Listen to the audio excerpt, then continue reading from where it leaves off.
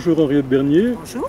Merci de nous accorder un peu de temps ici à cette nouvelle édition du salon littérature et journalisme de Metz. J'ai du mal à m'habituer à ce nom. Pour moi, c'est toujours l'été du livre. C'est le changement, hein, il y a du changement de tout. Le changement.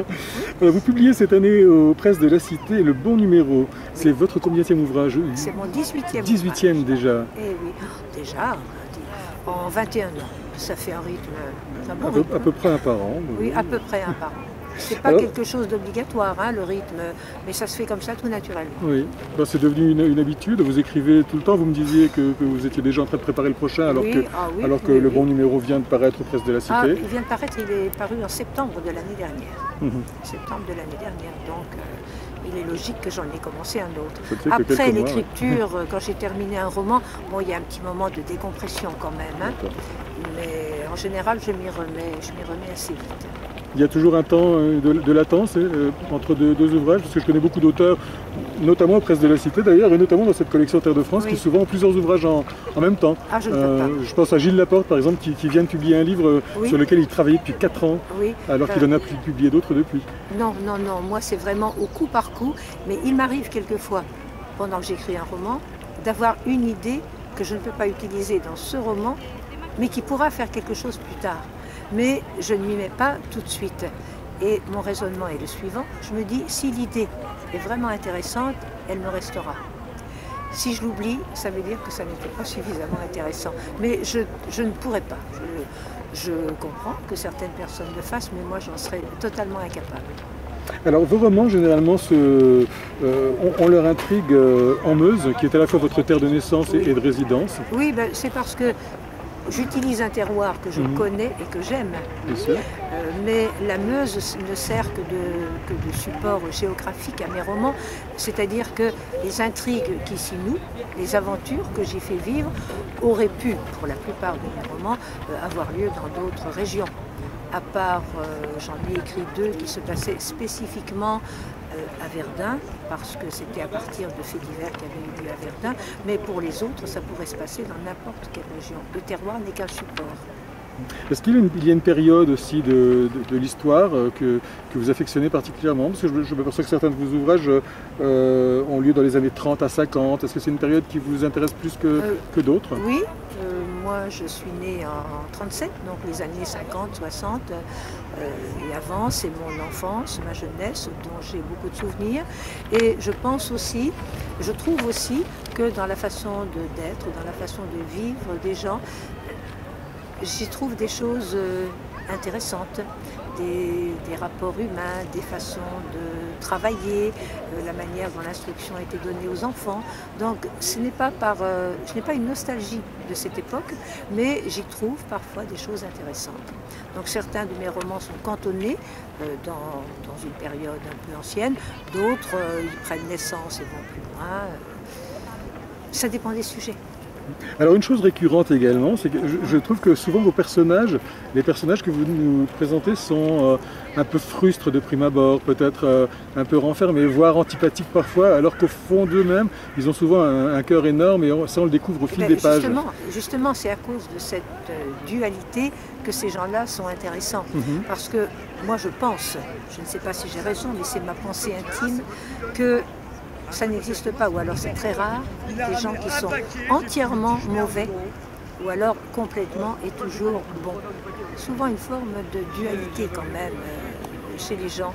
Et je trouve que c'est intéressant quelquefois, c'est les renversements qu'il peut y avoir, ou les raisons aussi pour lesquelles des gens sont devenus durs. C'est le cas par exemple dans le bon numéro de Marceline, une paysanne qui en a vu de toutes les couleurs et qui a tout fait pour sauver sa ferme, et ça lui a donné une dureté, une fermeté qui peut la faire passer pour méchante aux yeux des gens, et parfois elle se comporte méchamment, mais elle a surtout en elle des regrets, des frustrations, et comme elle ne sait pas, comme elle ne veut pas avoir l'air de capituler, elle se cache derrière une sorte de façade.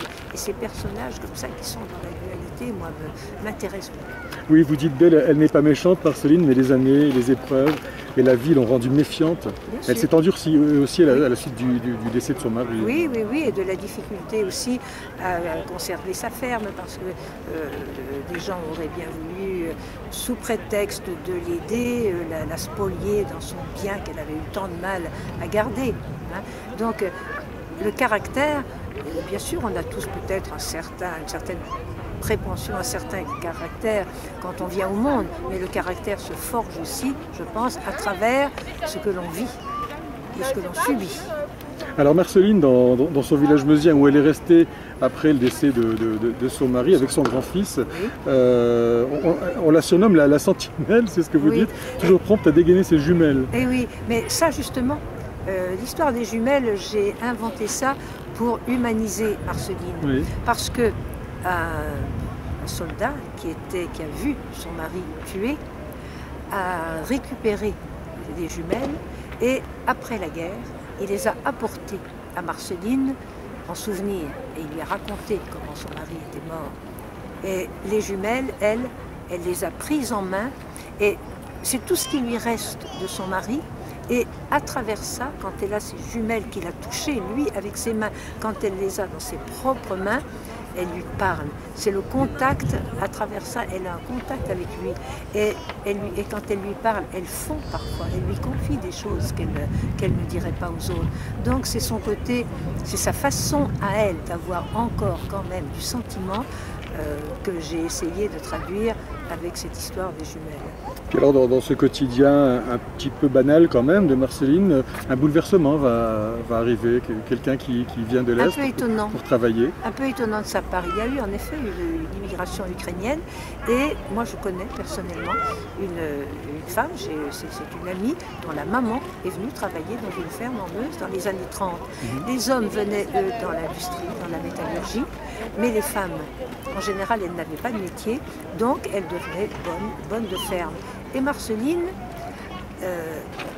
une Ukrainienne, elle dit une Russe, parce que pour elle, les Ukrainiens et les Russes, c'est pareil, elle les imagine à sa façon. Donc elle s'est lancée dans cette aventure de faire venir une Ukrainienne en pensant qu'on allait lui envoyer une ouvrière mal dégrossie, dont elle allait pouvoir faire tout ce qu'elle voulait et qui allait lui obéir. Hein. Et en réalité, elle voit arriver une jeune fille, très modeste bien sûr, qui vient d'un milieu pauvre, mais très digne, très belle, et avec un regard qui prouve à Marceline qu'elle ne fera pas d'elle ce qu'elle voudra. Et on va assister donc à une rivalité entre les deux femmes, d'autant plus qu'une histoire d'amour va se lier entre Svetlana, donc cette Ukrainienne, et le fils de Marceline, qui voudrait bien marier son fils, qui voudrait bien qu'il reprenne la ferme et qu'il fonde une famille, pas avec elle, surtout pas avec elle. Et vous dites de Svetlana qu'elle est tout ce que Marceline n'est plus. Oui. C'est-à-dire que Marceline, elle aussi, a été jeune, très jolie. Elle a eu, très jolie, peut-être pas, mais elle a eu aussi dans son enfance quelques déboires. Bon, mais ça, c'était aussi... C'est ce qu'on doit comprendre alors dans cette formule que vous employez. La phrase, là, n'est pas de moi. Elle n'est pas de vous, elle est de l'éditeur. Voilà, elle est de l'éditeur qui a fait la 4e de couverture, parce que, bon, là, il n'y a pas grand-chose, il n'y a pas beaucoup de place, donc il faut essayer de resserrer un petit peu. C'est pas tout à fait exact, mais c'est pas complètement faux. Vous ne l'auriez pas dit de cette façon-là? Je ne l'aurais pas dit de cette façon-là, mais c'est pas grave, hein, ça n'enlève rien ni au talent de la personne qui, à la maison d'édition, fait ce genre de travail. Alors moi j'aimerais revenir en avril 2012 à propos de Bal Petit Bal, parce que là c'est un roman que je trouve un peu particulier, où vous vous intéressez non pas à un ou deux personnages à une époque donnée, mais à plusieurs générations de personnages. Oui, très intéressant. Oui, parce que la raison pour laquelle j'ai fait ça, c'est parce que je pense aux 3 époques que j'ai prises, les années 50-60, ensuite les années 80, ensuite les années 2000, où je suis quand même 2 personnages, hein, je suis 2 sœurs, on retrouve là. Les genres de bal, les danses, le comportement des gens étaient différents. Et je pense qu'il y a une petite constante qui est quand même toujours dans un bal en particulier pour les femmes, l'envie de séduire, d'être belle. Il y a une sorte de petite constance de la féminité là-dedans que j'ai essayé d'exprimer de cette façon-là.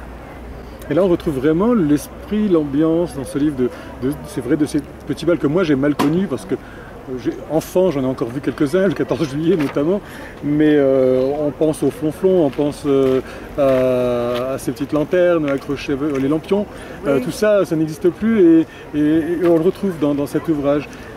Un petit peu, c'est un peu l'esprit du livre. Et pourquoi donc vous êtes intéressé à 5 générations de femmes dans ce livre? 3 générations. En réalité, bon, les 2 personnages principaux, ce sont 2 sœurs. Oui, pardon, 3 générations voilà. Sur 5 décennies. Ce sont 2 sœurs dont on fait la connaissance dans les années 50. Elles ont entre 15 et 20 ans et elles vont dans les petits bals de campagne. Donc c'est l'atmosphère de ces petits bals de campagne où elles découvrent leurs premiers émois amoureux. Parce que ça, c'est une des conséquences de la danse. Hein. Ça facilitait le rapprochement des couples, etc. Et ensuite, on les retrouve quand elles ont 40 ans, elles sont mariées, elles ont des enfants, elles ont une maison, elles ont un statut. Elles vont encore au bal, dans un autre genre de bal, des bals de charité, des bals de société, tout ça. Bon, ce sont des dames là, à ce moment-là. Mais elles sont parfois sensibles encore à certaines petites choses et ce qu'il y avait dans leur petit cœur de 15 ans n'est pas totalement fini. Hein. D'ailleurs, il y en a une qui se fait un peu piéger à un moment, hein, qui se laisse un petit peu courtiser comme ça. Donc il y a aussi un danger là-dedans. Et puis ensuite, la 3e partie qui est peut-être la plus tendre, mais qui n'a pas été la plus facile pour moi parce que je ne voulais surtout pas avoir l'air de me moquer des septuagénaires, voire davantage, qui fréquentent par exemple les thés dansants, hein, bon, pour passer le temps peut-être, pour s'amuser un peu, mais qui ont encore, certainement, et ça se voit dans les yeux, ça se voit dans la coquetterie qu'elles ont encore, envie, pourquoi pas, de retrouver aussi un peu d'amour, danser passagèrement, se retrouver un peu dans les bras d'un homme et plus si affinité. Pourquoi pas? Mais j'ai essayé, et j'espère ne pas avoir trop mal réussi, traiter cette façon des amours des personnes âgées d'une façon tendre, dans la tendresse et évidemment le plus grand respect. Alors vous voyez, j'ai voulu faire mon malin, hein, vous faire croire que je n'avais rien oublié de l'histoire au bout de 2 ans, et pourtant c'est effectivement 3 générations et ça se passe sur 5 décennies. La tendresse justement, c'est un peu le thème aussi de l'enfant de l'autre. Alors un livre paru en 2004, oui. Là on aborde vraiment le domaine de l'enfance. Oui. L'enfant de l'autre qui vient d'être réédité en octobre 2013 aux presses de la Cité. Une histoire dramatique s'il en est. Une histoire dramatique, oui. C'est une maman qui met une enfant au monde et qui meurt dans l'accouchement. Et le père, qui attendait cet enfant avec beaucoup d'impatience, le père s'en prend à l'enfant. Il ne veut pas voir cet enfant qui, pour lui, est la cause de la mort de sa femme. La petite Agathe. La petite Agathe va être élevée par la grand-mère. Et dans le roman, on voit comment, petit à petit, elle va reconquérir l'amour de son père avec l'aide de certaines personnes, la grand-mère, institutrice à un certain moment, hein.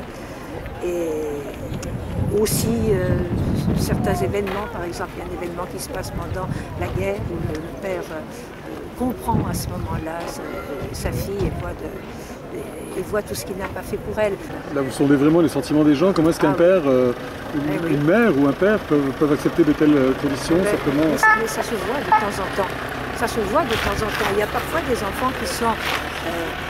sacrifier, le terme est peut-être un peu fort, mais quand les parents ne s'entendent plus à l'occasion de divorce par exemple, il y a heureusement des séparations qui se passent bien et il y a des enfants qui se trouvent dans des familles recomposées et qui sont parfaitement heureux et qui arrivent à gérer très bien les 2 familles. Mais il y a aussi quelquefois de véritables drames pour les enfants qui ne savent plus et qui en arrivent même à culpabiliser et à se croire responsables du fait que leurs parents se soient séparés.